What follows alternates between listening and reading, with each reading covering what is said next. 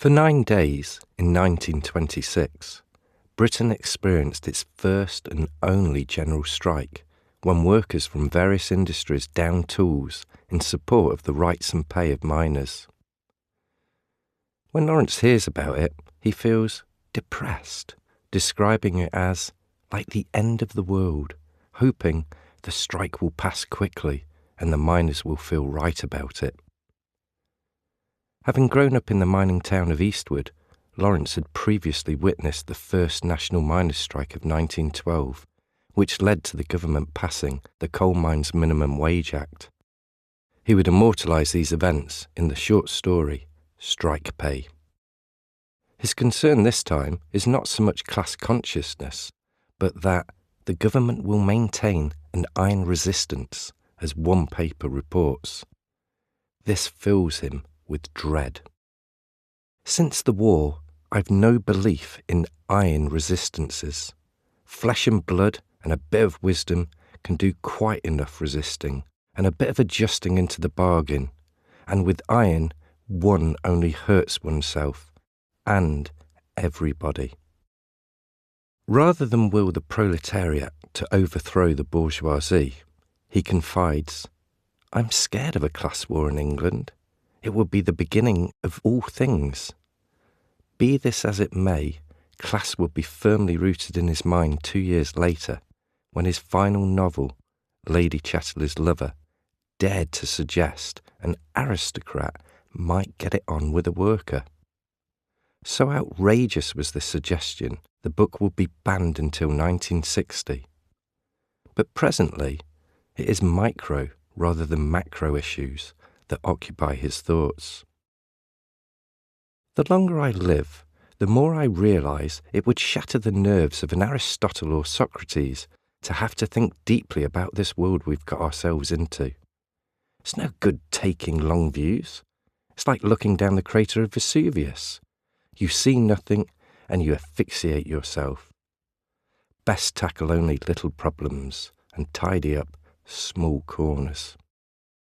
There is tension in Italy as well, which has become wildly nationalistic.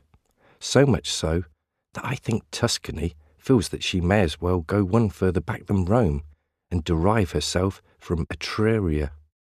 Lawrence liked the Etruscans' physicality, which, typically, was the very thing that put others off, such as Theodore Mommsen, who said, "The germ of all degeneracy was in this race." If Italians drew more from the Etruscans, or the Samnites and the Subalians, the fascia would then be a variegated one, and perhaps more fun. There's lots of literary advice for friends. He informs William Siebenhauer on the legalities of dissolving an agreement with an agent.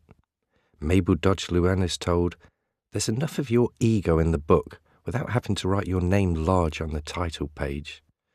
And in terms of translation, perhaps the simpler a language becomes in its grammar and syntax, the more subtle and complex it becomes in its suggestions. In terms of his own writing, he is motivated to finish a foreword to a new translation of Max Havelaar, because Alfred Knopf is a very prompt payer. Money is not a major concern, as he's rented Villa Miranda in Scandicci for a mere £25 a year. It's 2 miles from any shops or post, a big old heavy villa, square, perched on a hill and looking far out over the valley over the Arno. It dates from the Medici days. When I visited the villa, I didn't need Google Maps. I heeded Lawrence's precise instructions. You take the tram to the Vignale terminus and walk straight ahead on the high road, past the Pagode House, up the hill to the 2 cypresses. There, turn to the left and come straight again. You see the house in front on the bluff, square, and a bit stark, the old church behind. It's not far, about half an hour. Here visitors would find him embracing Tuscan life. I just go quietly on from day to day, paint the cupboard and window frames, go into Florence, write a dozen lines of a short story. Nothing more thrilling. No color color paint gonna cover the stains, but now the alcohol is gonna mother the pain. Tuck it away, no complaints, just laying on his back, on his backyard under the rain.